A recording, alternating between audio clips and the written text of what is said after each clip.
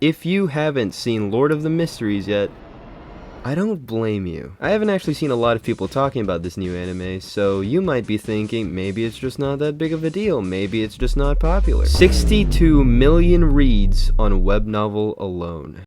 Oh, you think that's impressive? Apparently this series is a national phenomenon in China. There are plays dedicated to it. There are orchestras dedicated to it. People claim that it's one of the most well-known novels in the entire country. Events are always being held for Lord of the Mysteries, figures, cafes, projections on buildings, and trains? There's an entire train dedicated to Lord of the Mysteries? What? Not to mention, besides the anime that just came out, there's also a manhwa and an upcoming video game that looks like this? Are you serious? Not a single anime in history has ever gotten a video game that looks this good. Some of these anime games are as ugly as paper straws. I hate paper straws. Okay. And the novel isn't just popular. Apparently, the story's amazing. The author, whose name is Cuttlefish That Loves Diving. What? The author of Lord of the Mysteries has won multiple awards for the series and was even given the title of Outstanding Author of the Year. With the amount of hype this story has, it might genuinely be part of some of the greatest stories of all time, like Lord of the Rings, Game of Thrones, and Mega Man. So even if you didn't know about it, there were so many people who were hyped for the new Lord of the Mysteries anime. I've always known about this series and planned to read it someday, but just like One Piece, I got intimidated because that thing's got over like 2,000 chapters. But if the trailers for the anime were any indication, this series was definitely gonna be something amazing. For one, this show just looks beautiful. Like genuinely jaw-dropping art. I know everybody says this about everything that looks good, but I'm serious when I say that every shot in this show is a wallpaper. Every single frame. Like, dude, look at this. This is some Dark Souls shit. Apparently, the location of this story is heavily inspired by London, and I'm pretty sure London doesn't look like this. If London does look like this, I'm moving there immediately. Chip chip cheerio. Is that even a British thing? I could be so wrong. Never mind. Let's cut that out, please. So, let me explain what the actual premise of the story is. Basically, this guy named Zhou was living his normal life in modern-day China. But after a bad day at work, he decided to try this ritual he found that would supposedly bring him good luck. Instead, however, he sent himself to another reality where he woke up in someone else's body. The body of Klein. This is basically an isekai. But what's even weirder is that it looks like Klein just used a gun to stop living. So Zhou took over the body of someone who just died. Now he has to traverse this new world with monsters, superpowered people, and mysteries lurking around every corner to hopefully find a way home. Everything about the show just screams passion. The showrunners clearly love the source material, which definitely helps since they worked directly alongside the author to make this show, meaning no detail would be left out, which matters because this entire series is apparently one of the most detailed stories to ever exist. Everybody I've heard that's been hyping up the show talked about how Lord of the Mysteries has the best world building ever, and from what I've seen so far, they could be onto something. There's so much to this fantasy story, and it's genuinely insane. Just to list off a few, there's superpowers, political families, churches, cults, monsters, history that spans over thousands of years, different countries, secret organizations, its own sets of languages, currency, laws, demons, gods, and a magic system so complex that it looks like this.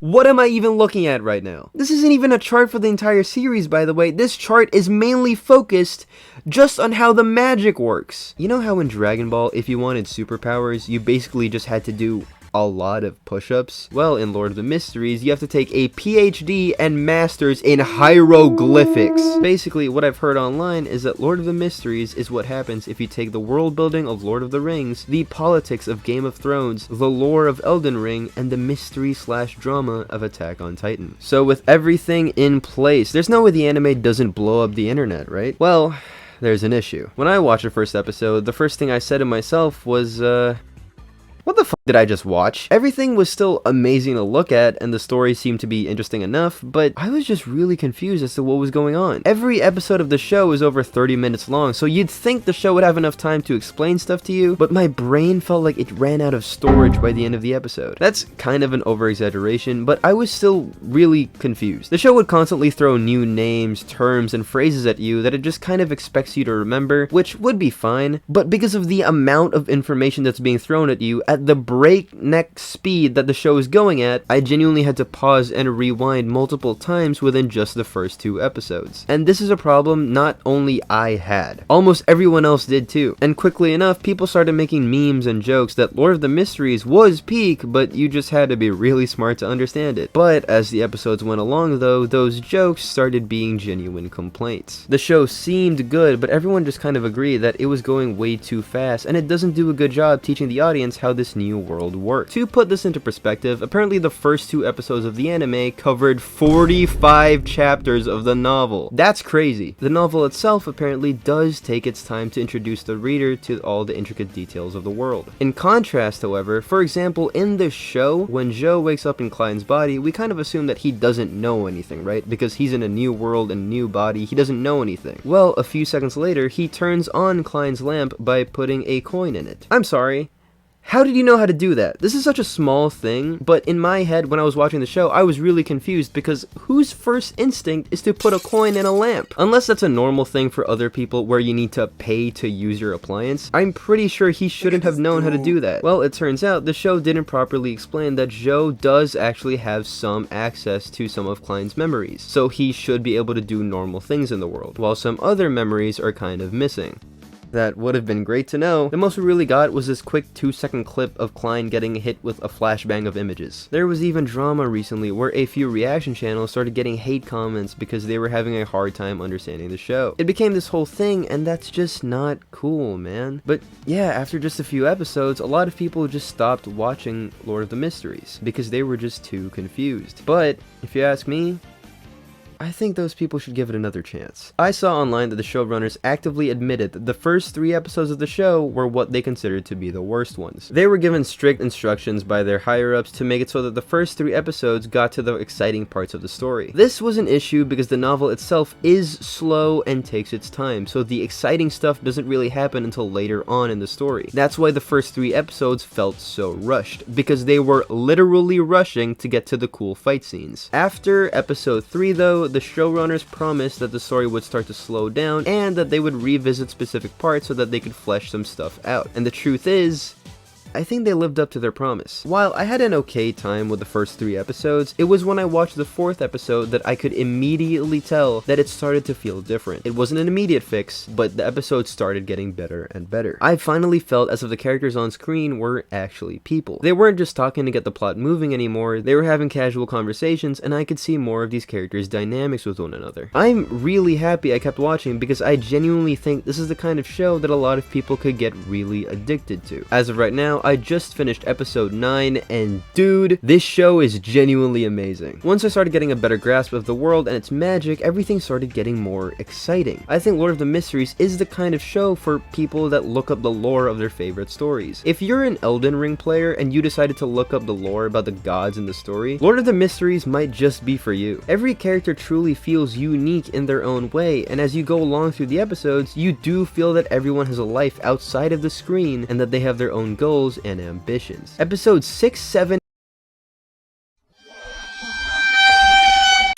Episodes 6, 7, and 9 specifically genuinely made my jaw drop. Anyone that dropped the show, please power through and just get to these episodes. The music, the cinematography, the animation, the storytellings, the details, everything was great. But I have to admit, I do think the show isn't necessarily for everyone. Lord of the Mysteries is a type of show where you can't really just lay back and relax while watching an episode. You do need to constantly pay attention to new names and and concepts that are constantly being introduced. Aside from the actual episodes, there are these mini segments where they actually explain a lot of details about the universe, and for some reason it kind of feels like you need to watch them and take notes. I'm not just saying this to be funny or whatever, they literally make jokes about how you need to treat it like homework. And I know for a fact that a lot of people just don't want to do that, but if you do, I think you're gonna have as much fun watching the show as I am. So if I were to give a guide on how the best way to watch Lord of the Mysteries would be, you start by watching the first episode of Lord of the Mysteries, then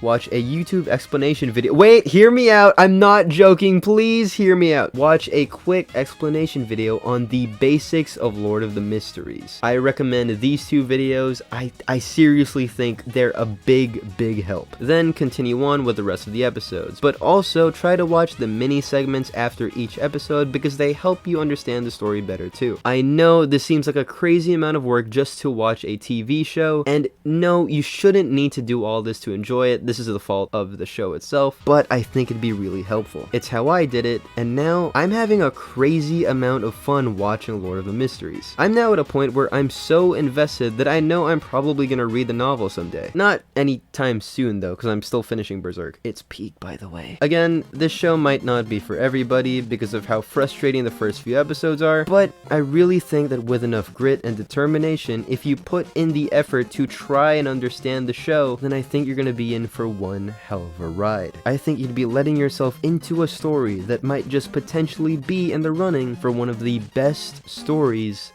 of all time. Okay, I realize now that I might be overhyping it. Never mind this whole video, actually. Don't watch it.